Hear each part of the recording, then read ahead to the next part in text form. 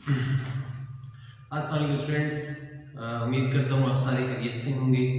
और ईद की छुट्टियों के बाद हम अपनी ऑनलाइन क्लासेस का जो है वो बाकायदा आगाज़ करते हैं। और इससे पहले आपको पता है कि मैंने आपको 9.1 जो है वो एक्सरसाइज कंप्लीट करवाई थी। उसके डिफरेंट लेक्चर जो है वो मेरे यूट्यूब चैनल में मौजूद हैं।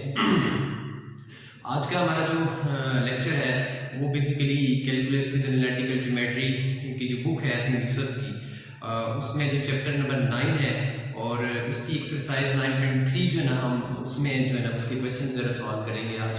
और ये इसका जो टॉपिक है 9.3 का वो बेसिकली है change of variables the change of variables the chain rule.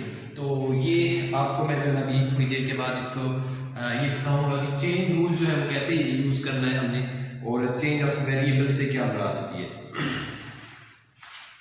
Okay, तो स्टूडेंट्स क्वेश्चन नंबर जो 1 है इसका वो अभी पहले मैं सॉल्व करता हूँ और इसी में मैं आपको डिटेल्स की बताऊंगा कि आपने चेन रूल को कैसे यूज़ करना है।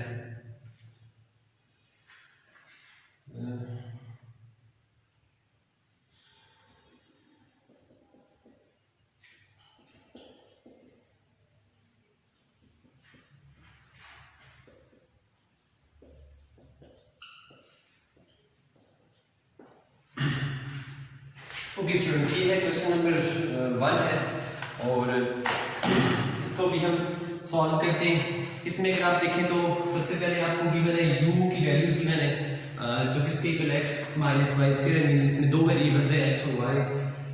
और ये जो x और y है ये फर्दर जो है वो डिपेंड किस पे कर रहे हैं, x पे डिपेंड कर रहा है r और s पे, एंड देन y भी जो है वो आपका डिपेंड कर रहा है r और s पे। अब उसने आपसे कहा है कि आप इसको u को डिफरेंशिएट करें with respect to r, differentiate करना है, आपने पार्शियल डेरिवेटिव लेना है इसका, और फिर इसके बाद u का with respect to s partial derivative आपने कैलकुलेट करें। ओके, अच्छा अब आपने जैसे ऑर्डिनरी डेरिवेटिव्स में जो वो पढ़ा होगा कि चेन रूल कैसे यूज करते हैं, तो उसका तरीका तो आप सबको पता है कि dy by d of x अगर आपको कभी कैलकुलेट करना पड़ जाए तो इसका ये इस तरह का एक फार्मूला भी आप लोगों ने पढ़ा होगा dt by D of x।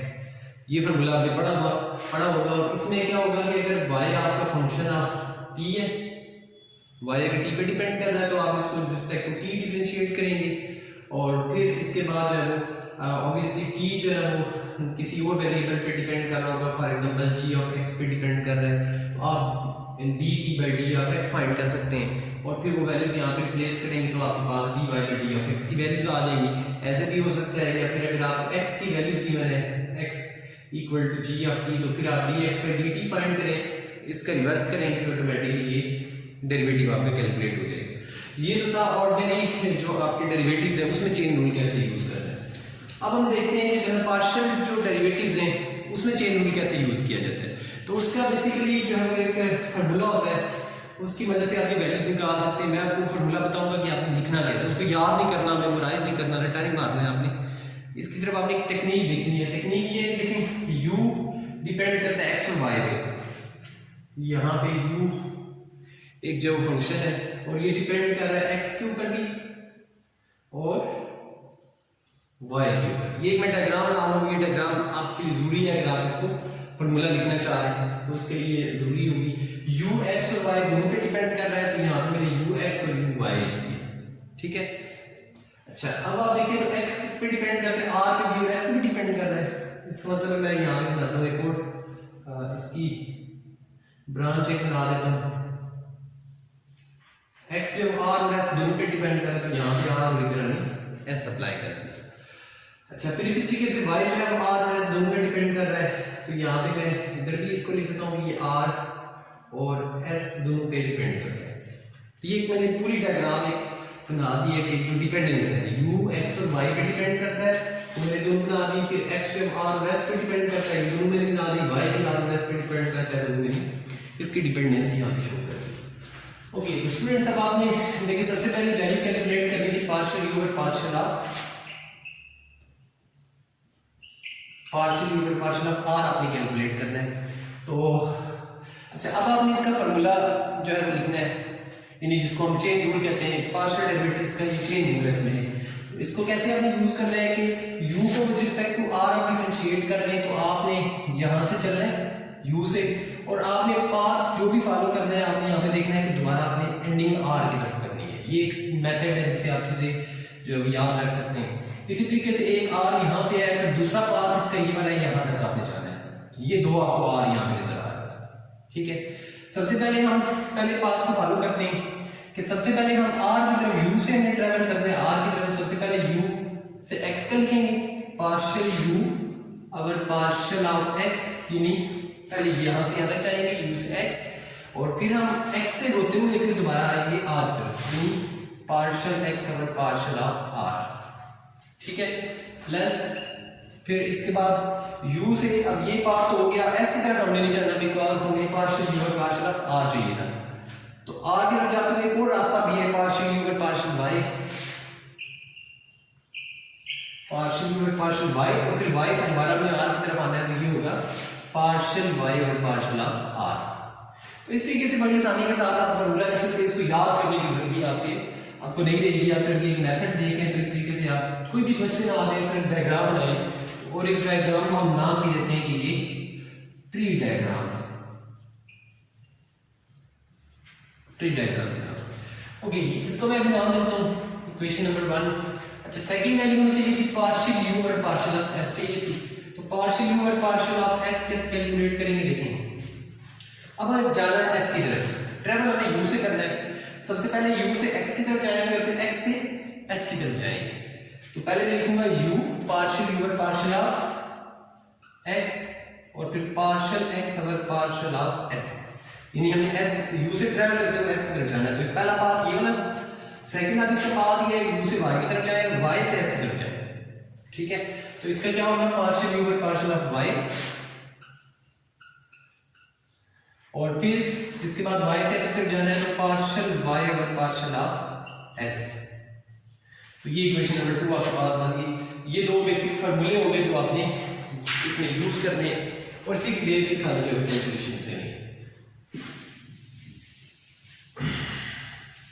Okay जी, अब हमें जो वैल्यू चाहिए, ठीक है, ये हम पार्शियल जो डेरिवेटिव्स हैं ये हम कैलकुलेट करेंगे। कैलकुलेट करने के बाद में पुट करेंगे, तो आपकी ये जो दोनों डेरिवेटिव्स हैं वो आपके पास आ जाएंगे। सबसे पहले मैं u की कैलकुलेशंस आपके सामने रखूंगा। u के वाले से मैं सिर्फ जो दो डेरिवेटिव्स चाहिए, पार्शियल u और पार्शियल x चाहिए, और पार्शियल u और पार्शियल ऑफ y चाहिए। तो सबसे पहले देखिए u आपके पास है x माइनस y का स्क्वायर है। सबसे पहले मुझे चाहिए पार्शियल u और पार्शियल x, तो हम निकालते हैं पार्शियल u और पार्शियल ऑफ x। तो ये किसकी पर आ जाएगा, with respect to x derivative लेंगे तो x का आ जाएगा 1 और y का डेरिवेटिव बनेगा 0। तो दिस मींस पार्शियल u और पार्शियल x आपके पास आ गया, वो इक्वल टू 1 आ गया। दूसरा में चाहिए पार्शियल u